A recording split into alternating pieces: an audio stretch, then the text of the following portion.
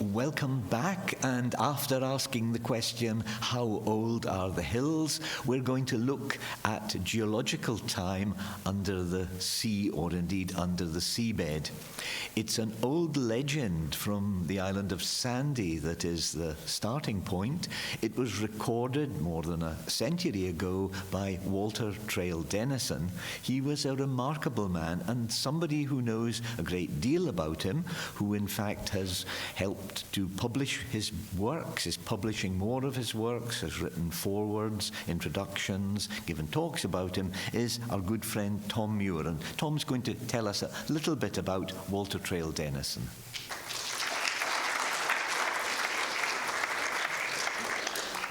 But not too much, because I don't want to cut into the man's time here.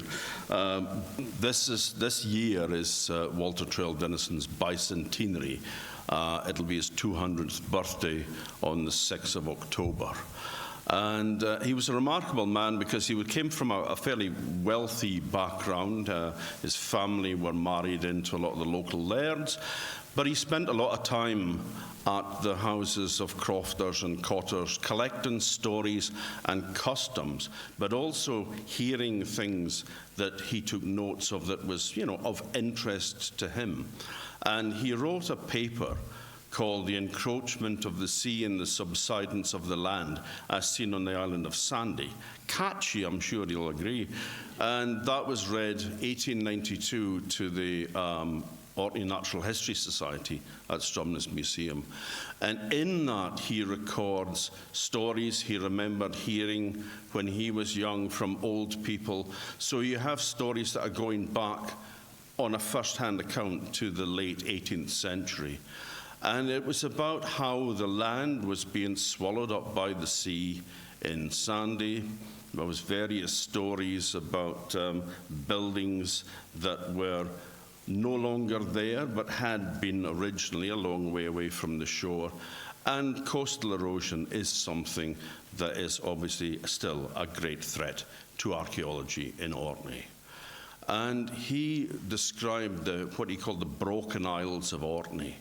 And he says in the paper that maybe Orkney was one island at one time, which maybe in 1892 people would have maybe scoffed at, but turns out that the man wasn't far off the mark. And also he said that he reckoned an island like Sanday, which was so flat and low-lying, may only last for about 400 years before it's finally washed away. And he said that, that the whales will swim over the chimneys of our homes. So whether that's the case or not, we'll pass over to Scott, who I think is, I think there is somebody else coming to give an introduction, but yes. Thank you.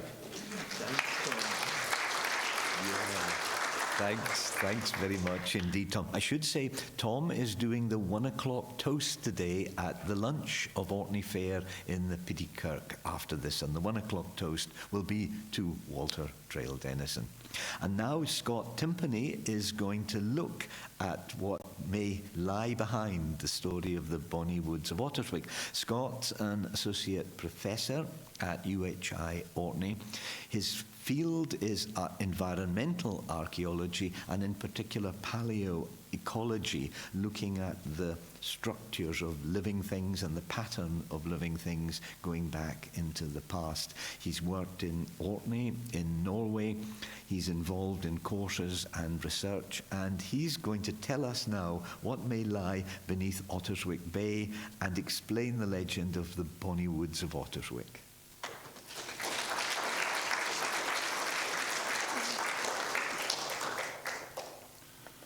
Hello everybody, my name's Scott and I'm here to talk about sea level change and looking at lost land in respect to Orkney and some other places. I have to say I've never given a talk at a cinema before, so this is a new one. I'm quite glad that I made some nice looking slides, as I didn't realise they're going to be so large on the screen there as well. So on the image we can see here is Otterswick Bay on Sanday, beautiful day. That was on Saturday when I was over there. And as you can see, it's a great place to go and look for woodland. and tell stories about woodland. So this is what we're going to do. And my research really is focused on places like this. So I mostly go around intertidal zones, that kind of liminal place between the dryland and the submerged, and I look for deposits like this. So this is a submerged forest. This is the submerged forest at Pett level. It's down south near Hastings, and hopefully you can all make out that that's a tree, and that there's other trees there as well around it. And this is a woodland that would have been around in the Bronze Age, so this is about 3,500 years ago. So we're not doing the millions of years that we just heard about in the last amazing film, but we're going to go back, a fair few thousand years as well. So these places are pretty common around the UK. There's lots of submerged deposits of trees preserved in intertidal peats. So what we're seeing here are terrestrial landscapes where it's quite swampy, quite boggy. The trees were alive, they were growing, they've collapsed in, they've been covered by the peat, and then as sea level is coming in, it's eroding that peat and exposing these trees. So in various places, they're exposed on the coastline, sometimes after storms, etc., and sometimes, you can see them most of the year. Here's another example. This is a submerged forest that I'm also looking at in the Severn estuary. And here, hopefully, you can see, again, some trees, but you can see just the size of these trees. Huge, huge trees, probably about 15 metres in length, these trees. And so, they kind of show that time travel is possible in a way, because, you think that you can't really go back into the past, you can't really experience what that was like. But if we go to these places around the coast, you can stand in a woodland. This one is 8,500 years old, this woodland here. So you can be part of that, you can experience it, and you can see, some of the natural history that we've got around the UK. And of course, these things crop up in the news quite a lot. So there's always a kind of fascination around these places. After storms, they erode the sand, as people were just talking about in the last film, and expose trees. So we've got these ones, amazing ones at Borth, for example, this oak woodland that you can see all the stumps appearing. And then again, we've got places like Pett level, where we were showing in that first image, of trees eroding. I have to say, though, that in this photo, that's a modern tree that's just washed up on the beach. That's not one of the old trees at all, so I don't know. Interestingly as well, I was watching TV the other day, and there was a programme, I think it was one of Kate Humble's programmes, Walks Around the Coast. And they were at Pett level, and they were out there with a local geologist, apparently. And he said that the trees have been preserved because of the salt water. Not at all, they're in the peat. It's the peat that's preserved them, so we're not too worried about that. So these are the kind of landscapes that we're interested in, that I'm interested in. And so working in Orkney, you want to come along and, you want to also see what's going on in terms of natural woodland in Orkney and looking for these kind of lost landscapes. And one of the kind of most famous ones, and as Tom was saying, made famous by Walter Traill Dennison in his book Orkney Folklore and Sea Legends, great book, he points out to Otterswick and the site of a submerged forest, submerged woodland. And you can see here in this tidal chart map, this Admiralty chart map, that it's placed there. So we've got, map evidence that this place exists, even though hard to think of that when we go back and remember the introduction slide. And Walter Traill Dennison writes that, within that, he could basically go in his boat, he could come out here to see this woodland, but also he could go the other side and again see exposures of woodland there as well. So we've got these kind of, these lost lands, and we've got descriptions of them. So Walter Traill Dennison, there he is, writes that, he can see that there's remains of trees, and writes about the fact that, there must have been woodlands in Orkney at one point in time. And I guess, when we're in places like Orkney, also working in places like the Western Isles, there's not so many trees around anymore. Well, not natural woodland anyway. If you stand on the top of Wydford Hill and look down, you can see loads of trees, of course, around Orkney, most of it planted. So we're here with looking at that natural woodland as well. And he also writes that it's no isolated instance of submerged trees being found in Orkney. And he's quite right, because there's other accounts as well. So we've got William Graham Watt, in his account of the submerged forest that's exposed in the Bay of Scale. So below Skara Brae, there's an intertidal peat, and there's still exposures of that around. We went out and sampled some of it a couple of years ago. But the tree remains there are pretty much gone now, so they've been eroded away. But we do have accounts of them. So in Watt's account, he writes that they're about 10 feet in length, 5-6 inches in diameter. So, fairly substantial tree remains that we've got here. Also of interest is that they have a look at some of the material within that, and they say that it's some kind of fir, so coniferous trees, so probably pine, you would imagine, being the native tree.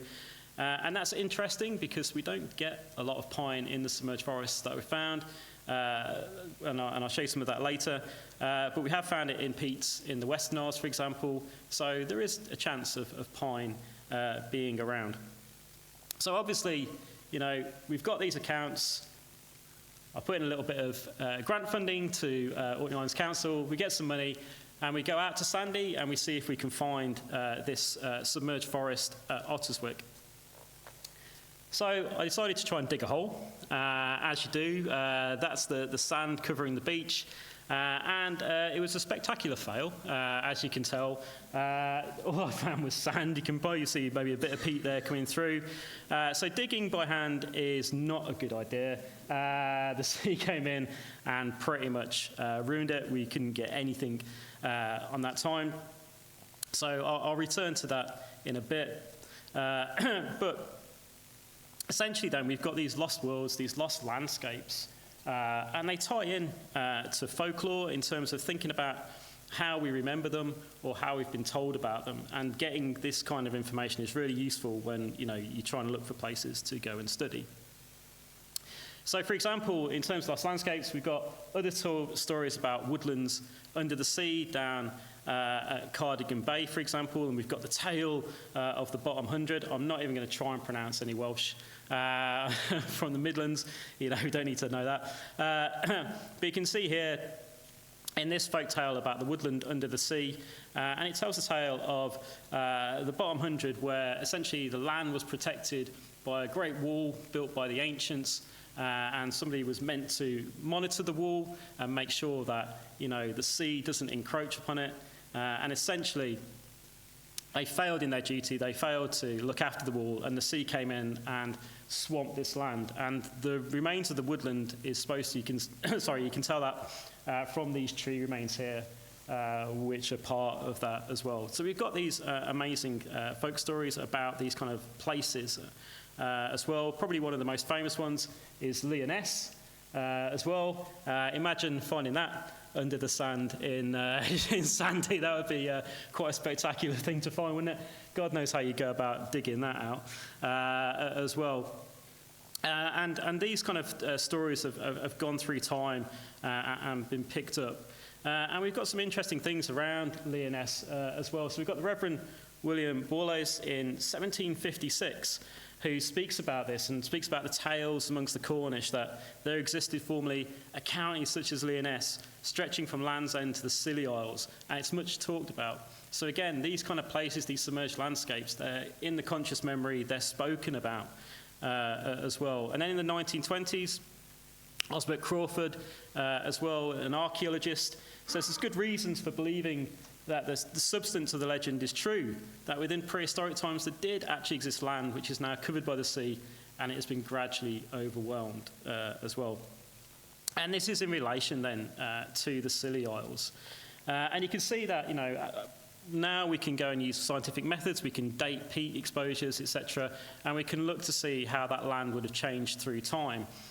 So it gives you this kind of representation of it being one big landmass, and then slowly, as sea level rises, you can see areas eventually becoming submerged and leading to that kind of archipelago of islands that we've got now. So within those submerged areas, then, we can still find traces of that land through boreholes, through taking samples of the peat and looking at the plant remains for that as well.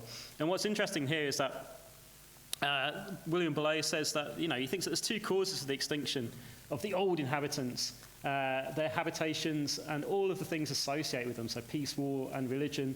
occurred to him. He says it's the gradual advances of the sea and a sudden submersion of the land. Now, today, we would just go, yeah, that sounds great, doesn't it? You know, it's the sea level rising and it's covering the land. But as Tom was alluding to there, you know, a lot of the thought about what was happening was that land was actually subsiding into the sea. And if you read Clement Reid's book in 1913, which is on submerged forests, I think it's probably still the only book that's dedicated to submerged forests. We should write one, of course. But again, within that, he also says that, you know, it's geological events happening, that the land is submerging. So it's the land that's going down rather than the sea level rising. So having somebody in 1756 say, actually, it's probably sea level rising, you know, it's pretty brilliant thinking at the time as well. No disrespect to Clement Reid, though, as well, because in 1913, he also predicted the occurrence of Doggerland as well. So, you know, he predicted that it was there, and then it was later found much, much later. And again, within these environments, so just around the coast of Cornwall and Penzance, again, we've got intertidal peat, and we've got submerged forest remains, and there's a photo that was taken in the 1920s of people going out and looking at those remains. So again, we have physical evidence of submerged landscapes, of lost worlds, of woodlands. So we can go to these places and we can study these woodlands and think about what they look like and think about, you know, how we can represent them. Woodlands are also important because, you know, it's not just that kind of natural aspect that we're all interested in, but also when we think about, you know, the cultural value of woodlands and how people in the past may have experienced woodlands and maybe their activities within woodlands. And we know some of this because we do have writings from the Iron Age through people like Tacitus, who writes about Germans, so in his book Germania, and he talks about the fact that they worship their gods within woodlands. So they weren't building big religious sites, they weren't building churches and monuments, they had sacred groves, etc. And there they would be worshipping their gods, and they talk about things like Mars, and they sort of represent Roman gods onto the Iron Age communities as well. So we don't quite know which gods, but we kind of have a representation of that as well. He also goes on to write that in the Iron Age, they really liked horses. And particularly, they would keep their sacred horses in these groves as well. But what other things were happening in these places? Well, we've also got, again, with the classicists, we've got the poem of Phasalia by Lucan when he's talking about a woodland in Marseille from the exploits of Caesar. And again, he talks about people being active within these woodlands as well. And there, they love this, worshipping with savage rites. The altars were heaped with hideous offerings, and every tree sprinkled with human gore. So perhaps not the nicest place to walk around at that time, unless you're a fan of human gore, and then it's right up your alley as well, isn't it? But so we've got these kind of images of woodlands then as not only thinking about the fact that they were there, that they're in lands that have now disappeared, but that people were active within these places as well. So we can go there, we can walk through them, but we're walking in the footsteps of people in the past as well. And they were obviously doing lots of different things within these woodlands. So they were resources for fuel, they were resources for construction material, you know, they're a place where they were probably hunting as well, gathering of wild foodstuffs as well that we see in the archaeobotanical records, but also places of worship and having cultural values and meanings as well.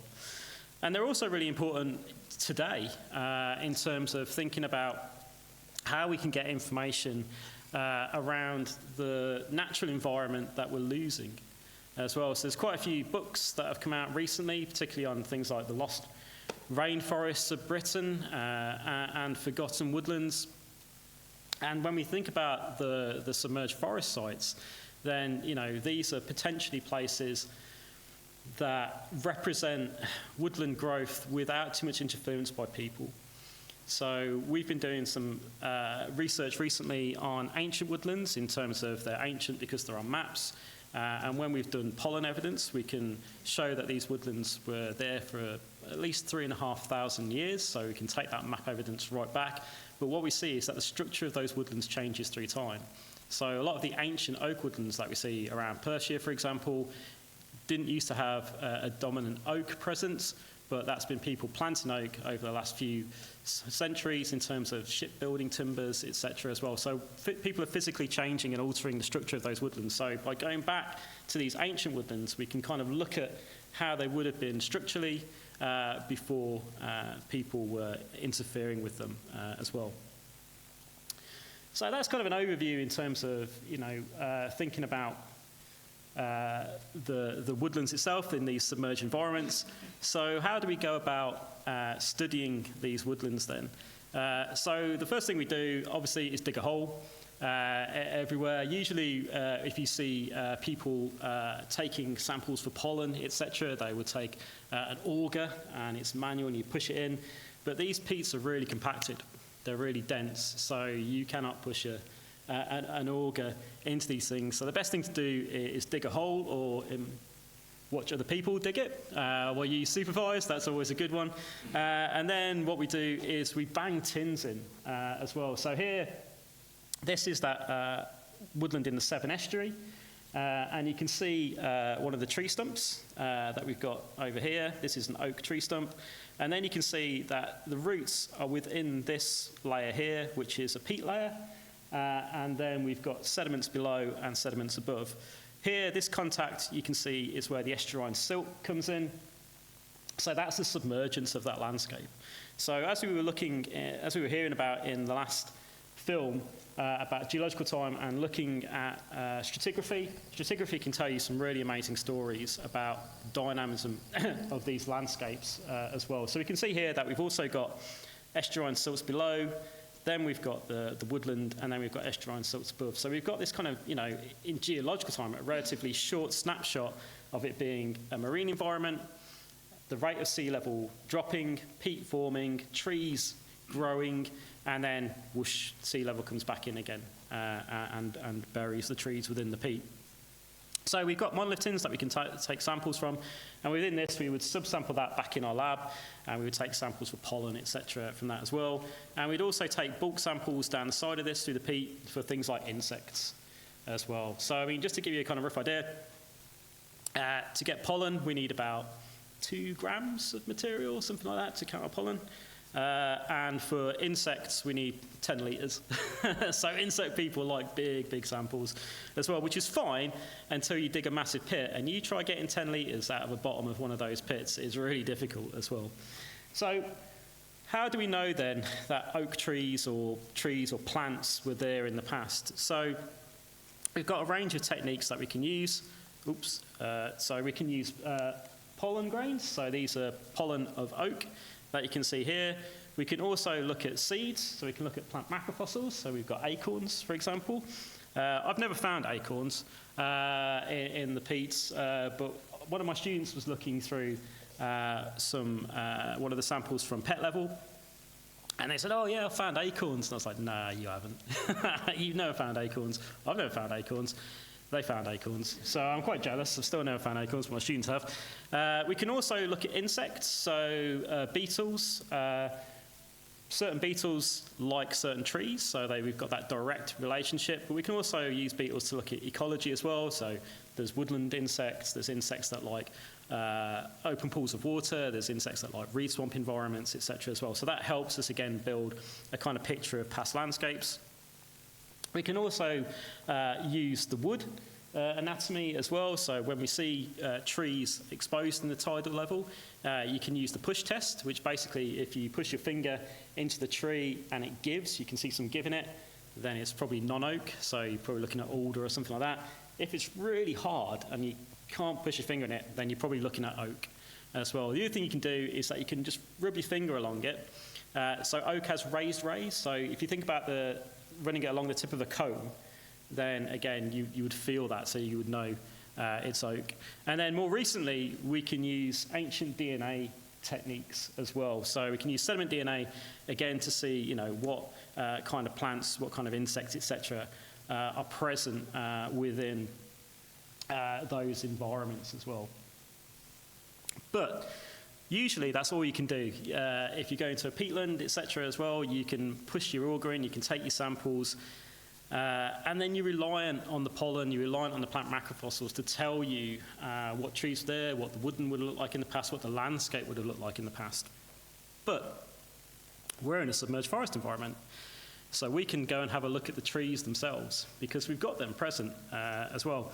And we can get some really good information from these trees. And you can see here, one of the ones from pet level, you can see that tree's probably about, 13, 14 meters in length. But we can also use the morphology of the trees to kind of get an idea of the environment they're in. So, if we stand up, I'm not even joking, so if we stand up, come on, let's go. So now you can see that for a lot of you, you're quite close together. So if you were a tree, which we're all now being trees, and we had low branching angles, and we were like that, you can see that some of you are not going to be able to spread your arms out. So, you're in dense pockets of woodland, so you would have to grow up like this. Yeah, so your arms would be like this, and everyone else would be like this. So when we look at the trees in the intertidal zone, we can tell that if it's areas where there's pockets of dense woodland, or where there's more open woodland as well. And if you're in a kind of dense woodland environment, so there's a few there, if every second person sits down, there we go, what a representation. There's a bit of maths going on here. Am I a second person? I don't know if I'm a second person. Okay, now you can spread out a bit more, can't you? So again, now you can see that, there's probably trees that have fallen down, and we're spreading out a bit more. So we can look at all this from those trees environments. Well done, give yourself a round of applause, that was really good. You've all been in woodland today. You never thought that this morning, did you? And then the other thing we can do is we can look at the tree rings themselves. So we can take dendro samples. So we go out, well, I don't go out. No one's letting me near a chainsaw. But we've got specialists that come out and they take samples through those trees so we can look at the growth ring patterns of those trees as well. So that gives us an age, if it's oak. If it's not oak, if it's alder, if it's birch, etc., it gives us an estimate of an age because those trees are a bit naughty.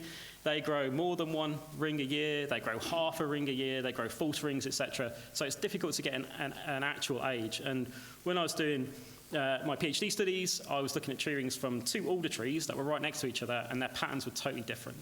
Whereas oak, pine, etc., they put on one annual year, so you get a nice pattern of growth. And of course, potentially you can then match them as well through their ages. So by looking at those ring patterns, you can match them next to each other. So what we're talking about there is if they're growing really wide, then it's been a great year for that tree. They're growing, in really lovely conditions. If it's really narrow, then they've been really struggling to grow.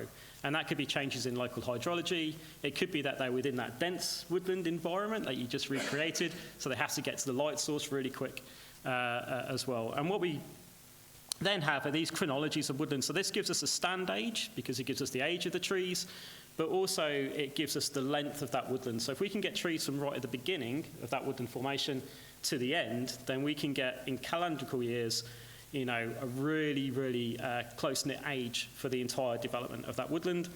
And then hopefully towards the end of it, what we might be seeing in terms of, marine encroachment is that it could have been just one rapid event, in which case the tree rings are all fine, the tree's growing nice, it's all happening, and then gets submerged by the sea. Or it could be that over time, it's gradually it's getting wetter and wetter, so we get lots of narrow rings on those trees as well. So, it gives us another angle in terms of finding that information out.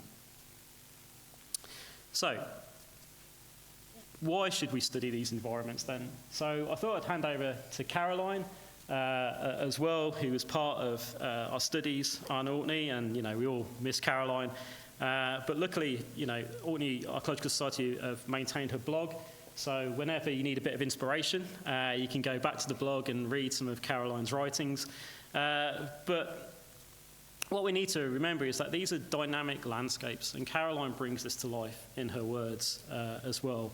And she says about the fact that, people, particularly within the Mesolithic, were experiencing these dynamic landscapes, and they might have had, been told stories of, when I was a child, all of that was woodland, and also heard about, animals that were roaming in places and how the world was changing around them as well. So these kind of dynamic landscapes that people were experiencing at the time, this is the kind of place that we're looking at when we go into these intertidal zones as well. And I love that the dynamic nature of the world was just, for them, normal. And again, this is things we're experiencing today in terms of global warming and sea level rise as well. So that kind of dynamism. And in terms of thinking about the Mesolithic then, so we're looking here at a period from 10,000 BC through to 4,000 BC, so 12,000 through to about 6,000 years ago. And this is the picture of Orkney in terms of what we know about the Mesolithic. So, if you drive around Orkney, you will have seen all the Neolithic archaeology. We've got the Iron Age archaeology. We've got Viking archaeology. But in terms of the Mesolithic, there's very little. So it's kind of, it's still, sorry for the pun, an emerging story in terms of finding these sites, the challenges of that, but understanding what people were doing in these landscapes and also how those landscapes looked as well. And in terms of, I'm going to talk about two sites as well. So obviously Sanday and then another site that I've been doing work on down near Stromness. But you can see on Sanday as well, no real evidence of a Mesolithic presence at all. So again, it's an open book in terms of what's happened there. Although I did hear that over the summer in Spurness, they might have found some Mesolithic flints. So, we might actually have some physical archaeological evidence for people being in Sanday during the Mesolithic. This is probably the best representation we've got of people being present in Orkney during the Mesolithic. So here we've got a site called Links House on Stronsey. Stronsey, who'd have thought it? It's the place where you've got the best evidence for Mesolithic archaeology. And here what you can see is a series of post holes and stake holes. So not only is this telling us that there must have been trees around because we've got post holes and stake holes, but it's also showing us, an area where people were actively making flints as well. There's around 25,000 pieces of flint recorded from this site as well, and the site dates between roughly 7,200 BCE, so Cal BC, to around 6,300 BC. So you're talking 9,000 to 7,000 years ago. People were on Stronsey. And we think that rather than being a kind of structure in terms of a building, these were probably windbreaks. So we're not looking at the kind of sunken hut buildings that we see elsewhere across Scotland, but a series of windbreaks with people doing different activities around that. So it gives us physical evidence that people were here during this time period. And they were living in this period of dynamic change, as we were talking about. And one of Caroline's legacies, particularly with the team that she worked with, the Rising Tides team, which is Ali Dawson, who's sadly passed away last year as well, Sue Dawson, Martin Bates, and Richard Bates.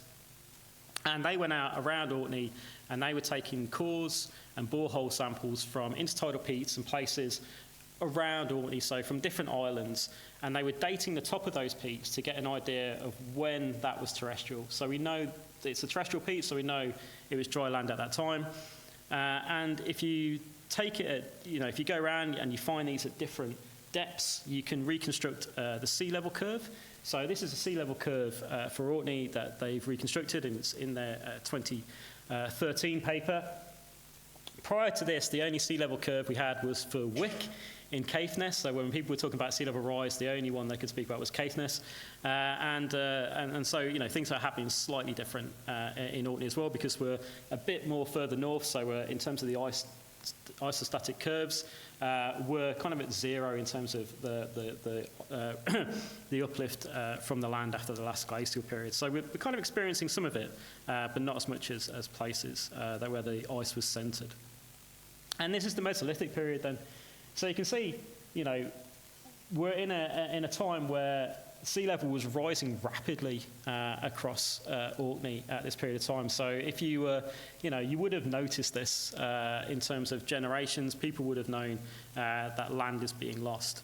And we can look at this by going out to these sites. So the yellow dots are all areas of intertidal peat and or submerged forest that we know of from Orkney. And we know they're there because we've got writings from Walter Traill Dennison, who talks not only about Sanday, but he talks about other places across Orkney. And we've got the brilliant book, The Geologies of Orkney, as well, which again lists intertidal peats across the different islands. And then people tell you that they've seen peat as well, which is brilliant. So we know there's a few more places. And, if you like this kind of thing, you go out walking in intertidal areas and you find them yourself as well. But thanks to Caroline and the team and the map here, we can also bear in mind that these intertidal sites that are intertidal sites now were not necessarily intertidal sites in the past. So in this reconstruction, we can see that where we're on the coast today on those yellow dots, some of these were quite inland in the past as well, whereas others would have been, subjected to tidal events. And as we go through time, during the Mesolithic, we can see as sea level rises, we lose land, and these sites then become very much coastally affected areas as well. So I'm going to just move on now to talk about a couple of sites that we've looked at in Orkney and what we've found in terms of thinking about these Mesolithic lands, these submerged areas, these kind of lost worlds of Orkney as well. So this is one of my sites. Not a bad site, you'd have to admit. That's the Bay of Ireland there, so it's better than staying in the office all day. And on this site, we've got intertidal peat, and we've got submerged forest, we've got tree remains. Now, we don't have 14-metre trees here, but we do have pretty significant remains of trees that we can see. So we can see bits of root, so you can see there's a bit of root there. Over here would be the stump coming through. There's also other little stumps that are there as well. So far, being down there, I've recorded 30 trees that are there so far in that area, and 29 have been willow and 1 has been birch. So we've got a willow, nice willow woodland that was there as well. So of course, if we're going to investigate this, what we're going to do, we're going to go and dig a hole. So we dug a hole. So me and a master student dug this hole. It's 2.2 metres in the intertidal zone, and you can see, hopefully you can see, there's a few changes in that stratigraphy there as well. So the stratigraphy itself is telling us a story. And what it's showing us is that at the bottom here, we've got this clay layer, so we've got a shallow open pool of water. Probably after the last glacial period, there's less soil formation going on. And then eventually this water starts infilling with vegetation that's around it, and it develops into a reed swamp environment. So it starts looking like this, and this is at about 5,000 BC. And then eventually that reed swamp begins to become more terrestrial, it dries up a bit, and we get our submerged forest on top of it. So we get this kind of willow car woodland present above that. And then around about 3,800, 3,700 BC, around about the time that Neolithic communities are coming into Orkney and starting farming, there's a dynamic change in this environment. So it goes from a woodland, and hopefully you can see that line there. There is a nice dark peat, and then you can see this light silt coloured. So it goes essentially from this woodland into a freshwater open lake environment. And we know it's freshwater because we've done some diatoms in it, and that's telling us that it's a freshwater pool that's happening. And then above that, we've got kind of a period where it's open water, then it infills, then it's open water. And then, can you see this layer at the top here? This is a marine clay layer, and it's full of clasts, flagstone, etc. And this is Middle Bronze Age. And in the Middle Bronze Age, what's happened is we've got a giant storm surge that's happened here. And we've got it's taking material from the seabed and it's dumping it onto the shore. So it's a bit like a tsunami effect, but not quite a tsunami. And then eventually above that, peat starts forming again, and we get this kind of open sedge grassland environment above that. And then sometime around about 600 BC, it becomes submerged. as well. So it's quite an interesting story, this, because it's showing that, we've got this basically a terrestrial landscape from at least the early Mesolithic through to the early Iron Age. And most peats that we see around Orkney are usually Mesolithic to Neolithic. So we've got an accumulation here of over 2 meters of sediments. So it gives us a great story that we can have a look at. So we banged some tins into that, and we've done some pollen from that. I think, given that this is a cinema, that's probably the world's largest pollen diagram on the screen right now as well. So essentially what we're seeing is the sediment here. So this is the top of the pit, and this is the bottom of the pit down here. And then we've got our different taxa. So we've got trees along here. We've got shrubs and then herbs over here. And then we've got things like spores from ferns and fungal spores as well. And then we've got charcoal here, microscopic charcoal. So I'm just going to pick out a few things in this diagram to kind of take notice of in terms of evidence for people in this landscape. So we've got the Mesolithic period, which is highlighted there, and we've got a few things going on. So one of the things that you can see straight away is this amazing high peaks of microscopic charcoal that's going on. So we've got burning activities taking place in this environment. Now, with charcoal, sometimes you're lucky, and the structure of the charcoal survives enough to be able to show what it is.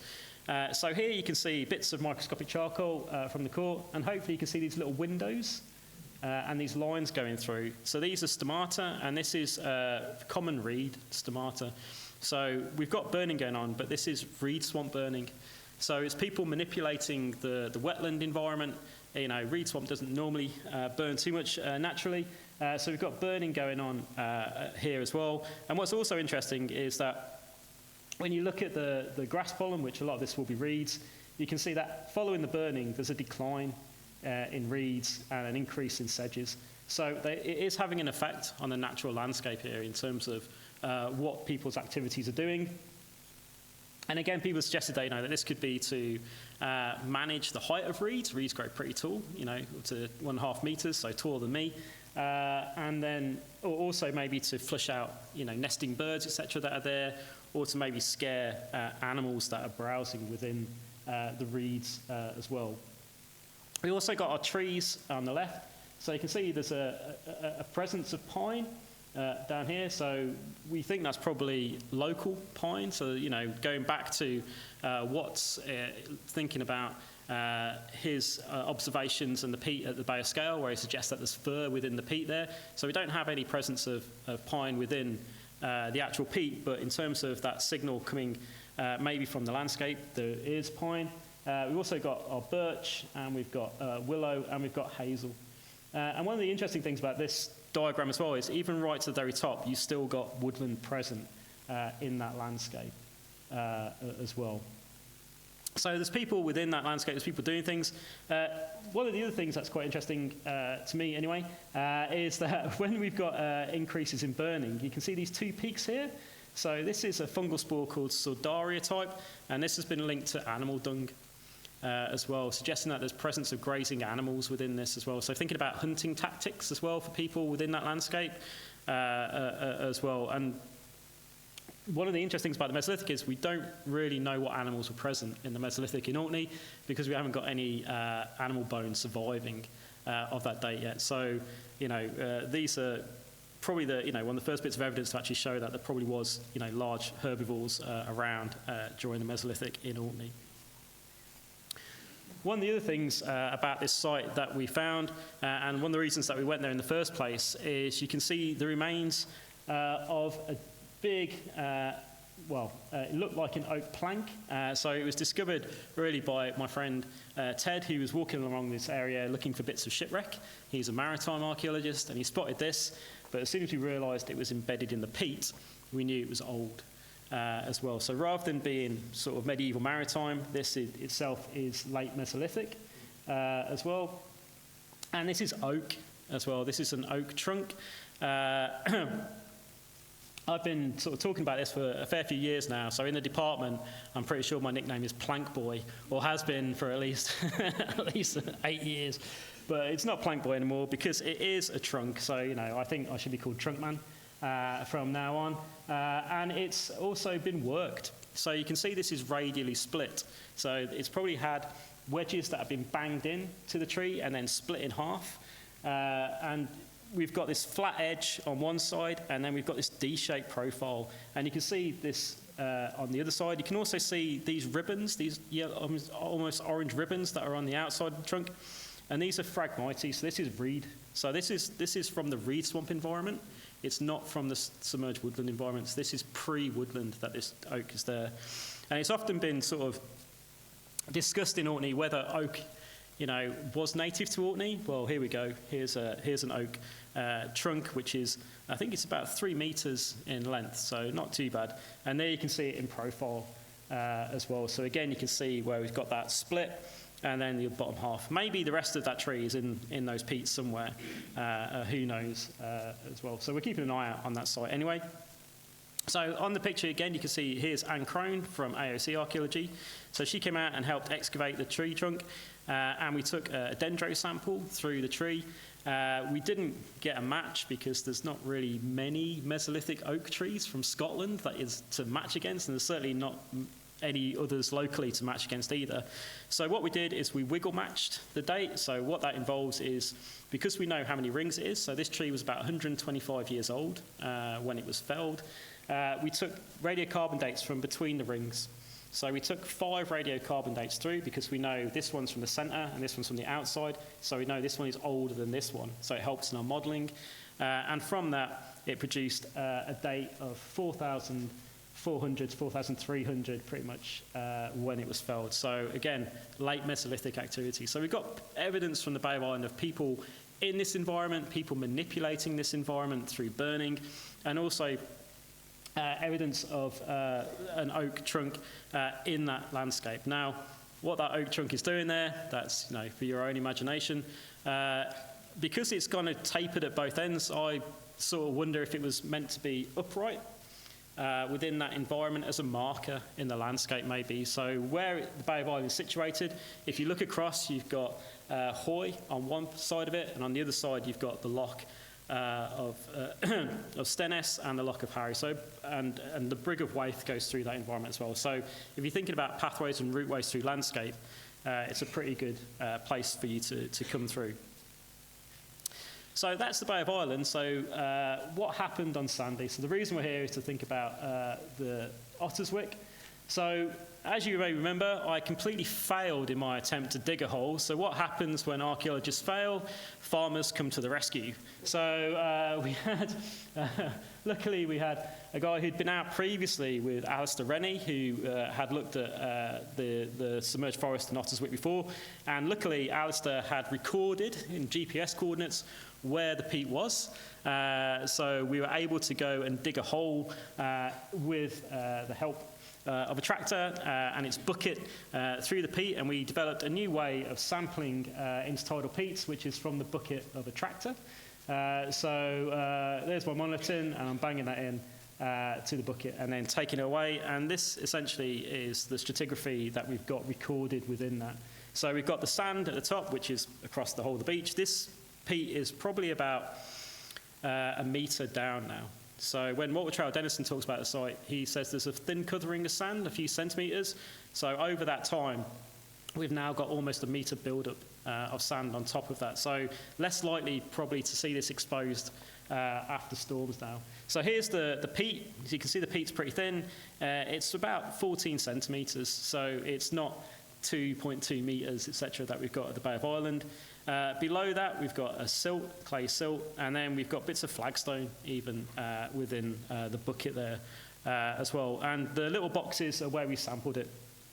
So I've taken about 20 pollen samples through this, haven't looked at all of them yet, and I've taken the plant macrofossils, which I have looked at as well. And we've also got a couple of radiocarbon dates from it, so we can get the age of this as well, the age of this forest. So here's an age depth model that we've done from the dates, and it gives you essentially, it maps out the probability of the likeliness of where those dates are based on the C14 dates. So we've got a basal date of the peat at around about 5,000 and a top of around about 4,485. So roughly about 500 years of peat development in this place. So what's interesting as well about this site then is that we've got wood remains, but we've got wood remains from something that was roughly, probably around about 500 years. So these kind of snapshots of woodland. So often when we're thinking of woodland, we're thinking, like I said, about those ancient woodlands going back 3,500 years, etc., of woodland development. Here we've got snapshots of woodlands that were around for a little bit of time. So that's interesting because it gives us a comparanda. So what did they look like? What was happening there? And then Alistair Rennie had also dated bits of tree remains from the top of this, and they fit in pretty nicely with the dates from the peat as well. All of the tree remains that we found so far from this have been willow. So we've got willow. So we've got no oak that's come from this, no pine, etc. that's come from this. So we've got this wet willow dates. So woodland. Here we've got the Mesolithic. So that's the Mesolithic that we're in. Here's our sea level curve that Caroline and her team produced. And here's our dates. So the two dates from the peat and Alistair Rennie's dates. So we can see that, in terms of where we're at, thinking about the overall sea level change in Orkney, we're at a period of rapid sea level rise. We're at a period of dynamic landscape change as well within this. So we've done some plant macrofossil work. So these are the seeds that are coming out of the peat. And we've got a few levels of this, so we have to take sort of larger samples to get some of these things. And what I've done with these diagrams is I've hopefully made it a bit simplified from that enormous pollen diagram. So now we've got the world's largest macrofossil diagram, but I've sort of arranged it into wet woodland, fen, aquatics, and pollen. And what we can see is this kind of trend where we've got woodland species coming through. So we've got willow wood fragments within. We've also got other wood fragments, but unfortunately they're too small to get an ID out of, so we can't actually ID those beyond being bits of wood. And we've got also other plants that live within wet woodland environments. So you can see an increase in wet woodland, and then a kind of decline, and then an increase again. And we've also got increasing fen as well. So we've got things like greater spearwort and lesser spearwort. We've got things like marsh palustris as well. Marsh cinquefoil. And nicely, there's loads of water mint in this. So we've got loads of water mint seeds, which are these ones at the top. But we can also see evidence for pooling of water, for open pools of water being present with some of our aquatic species. And then we've also got a salt marsh indicator. So again, thinking about where we are in terms of that sea level rise, even though we're inland, we're a terrestrial woodland, the sea's probably not too far away at this point because we've got an influence of salt marsh indicators coming through. And in this case, we've got eelgrass.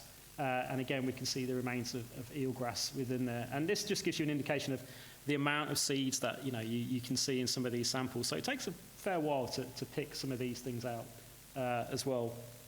So we've got that kind of then changing environment. We've got open fen conditions. We've got pools of water forming, and we've got salt marsh influence. And then we've got our pollen. So it's not 20 levels. I've done 6 levels so far. The pollen's really sparse in these things as well. So again, it takes a while to do. So again, we've got a dry woodland signal over here. We've got our wet woodland, and we've got our fen, and we've got our aquatics, and we've got some other indicators here as well. So just a few things then to pick out from the remains from the pollen evidence. Is again, we've got big peaks in microscopic charcoal. So again, we've got burning evidence. So whenever we're looking for evidence of Mesolithic communities, in all the pollen studies across Orkney, it's mainly the signal is burning and burning evidence. So here we've got evidence of charcoal being burnt, but unlike at the Bay of Ireland where we had reed swamp fragments, here we've got wood fragments. So in the top picture here, let me see if I can zoom in. Here we go. Look at that. So here we can see this is the microscopic charcoal on the pollen slide. It looks a bit like a bran fragment for breakfast or something like that. But hopefully you can see there's these little squares. And in those little squares, you can see there's 1 or 2 holes. So there's maybe 2 holes, maybe 3 holes. So this is coniferous wood that we can see that's being burnt. And these are the squares on the right, and it's these kind of little holes. If this was pine, rather than these little pinholes, you'd get one big pit. So this isn't pine. So this is something like fir or spruce that's being burnt. So this is non-native, this is driftwood. So this is probably people burning driftwood. So there's some sort of campfire going on not far from here where people are collecting driftwood and burning it as part of what's going on. So maybe, some of this isn't so necessarily people manipulating that environment, but people being quite close by. The other thing you can see is this decline in dry woodland. So again, we do have pine. We've got pine pollen as well. It looks a bit like Mickey Mouse over here with the big ears. And we can see that declining, but we can see other woodland declining. Hazel just completely vanishes as well, which is interesting because it continues just about everywhere else in Orkney. We see a decline in oak and birch, and also in our woodland ferns as well. And then, as for the macrofossils, we have this fluctuation going on. So in terms of willow, so remember the tree remains are all willow. So in terms of in situ willow woodland presence, we've got these periods where it's increasing and then it's getting wetter. So we can see that in increasing in grasses and sedges, maybe getting a bit too wet for willow, but then it dries out a bit. So we can see its decline and willow comes back again. And eventually, somewhere at the top here, we don't quite have that contact between peat and marine clay, where it would be, if we could date that, we would know exactly when it was submerged. That's not there because it's been eroded away. So we've lost that due to erosion, so we can only date the top of that peat. And we know the top of that peat is roughly about 4,400 BC. So, in terms of when this woodland was submerged, we're talking... Okay, I've got just two little things left. The other thing to note, which is quite interesting, is at the top here, we've got evidence for dung going on as well. And within that, we've got these intestinal parasite eggs. So we've got a capillary, which basically is if you've been eating raw fish. So we basically were answering the question that no one asked. Did Mesolithic people poop in the woods? Yes, they did, and we've got the intestinal parasite eggs to prove it. So, if you go away from here remembering anything, you'll be like, oh, yeah, remember when Scott told us about Mesolithic people pooing in the woods in Sanday? So we've got all of our evidence from our macrofossils. So what we can do now, we can use generative AI, and we can put all of the evidence in terms of our pollen and our plant macrofossils into this and ask it to give us a picture. And this essentially is producing an image of what Otterswick would have looked like in the late Mesolithic. So it's open pools of water, pretty colourful in terms of all the plants that are there, the water mint, the spearworts, etc. As well. And as Tom was saying, I'll just leave you with Walter Traill Dennison's quote when he was suggesting that Sanday was only going to be there for another 200 years now, I imagine, talking about how limpets will grow on our gravestones and our graves be nowhere at the time. However, his grave is still there. There's no limpets on it. It's totally fine. In fact, it's been renovated. So it's looking better than ever at the minute as well. And I'll leave it there then. Thanks.